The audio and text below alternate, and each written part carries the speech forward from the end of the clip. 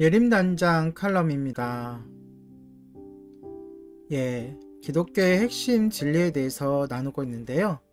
오늘은 그 5번째, 하나님의 법입니다.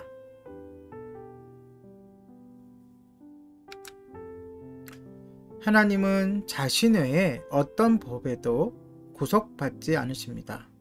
즉, 하나님께서 복종해야 하는 독립적이고 중대한 법칙은 어디에도 존재하지 않습니다. 오히려 하나님은 자신에 대한 하나의 법이십니다. 쉽게 말하면 하나님께서 자신의 도덕적 성품을 따라 행동하신다는 뜻입니다. 하나님의 성품은 도덕적으로 완전할 뿐 아니라 완전함의 근원적인 표준이 됩니다. 하나님의 행위도 완벽합니다. 왜냐하면 그의 성품이 완벽하기 때문이죠. 또 하나님은 언제나 자신의 본성을 따라 행동하십니다. 그러므로 하나님은 절대 자의적이거나 독단적이거나 변덕스럽지 않으십니다.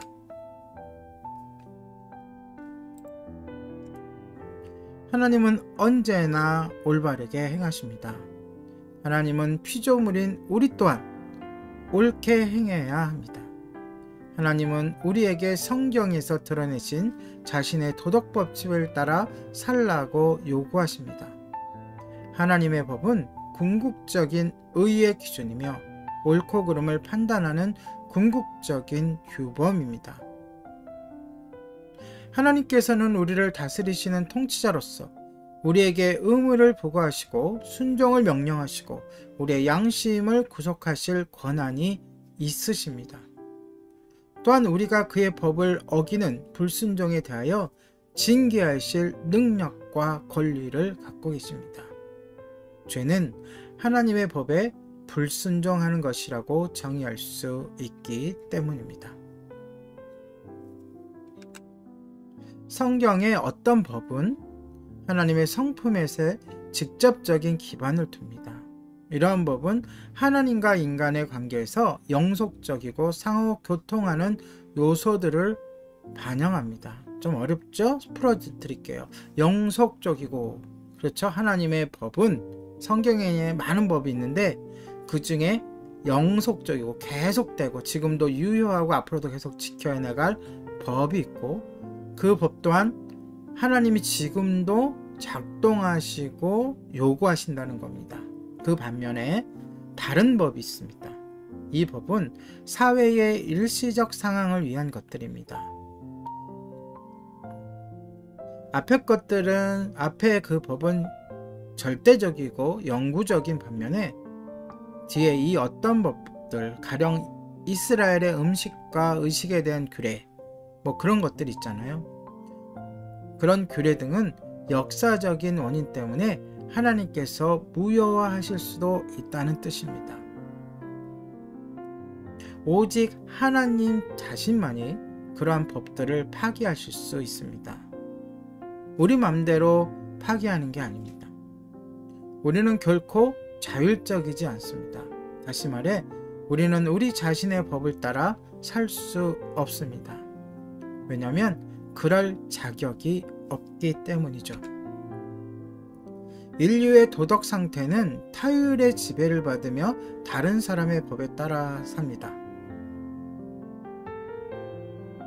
그리고 그 타율은 신에 의한 통치, 즉 하나님의 법입니다. 이 하나님을 모르는 사람들은 공통적으로 법을 만들죠. 그래서 국가의 법이라는 게 있죠. 그러니까 내 맘대로 사는 게 아니라 그 법에 따라 산다는 거죠.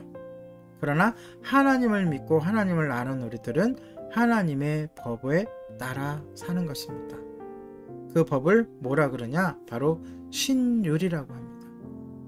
자율은 나 자신의 법, 타율은 다른 사람의 법 또는 공동체의 법, 신율은 하나님의 법을 말합니다. 하나님은 우주를 법으로 다스리시며 하나님의 도덕법은 십계명에 잘 나타나 있습니다. 하나님은 자신의 성품의 법에 따라 행동하십니다. 하나님은 그의 도덕법을 우리 양심에 나타내시고 말씀으로 또한 계시하셨습니다. 두 가지입니다. 우리의 마음속에 양심에 새기셨고 또 말씀으로 성경에 십계명으로 또 율법으로 계시하셨습니다. 그리고 예수님이 오셔서는 직접 말씀하시고 그의 제자들이 또 서신들을 통해서 우리들에게 계시해 주셨습니다. 오직 하나님만이 그의 법을 파기할 권한이 있다고 얘기했습니다. 그래서 영원히 지속될 법이 있는가 하면 하나님이 때에 따라 하나님의 원에 따라 파기되어지는 법도 있다는 것을 명심하시기 바랍니다. 그러므로 우리는 그 하나님의 법을 따라 살아가야 할 것입니다. 여기서 문제 하나 드릴게요. 그렇다면 당장 어떻게 해야 합니까?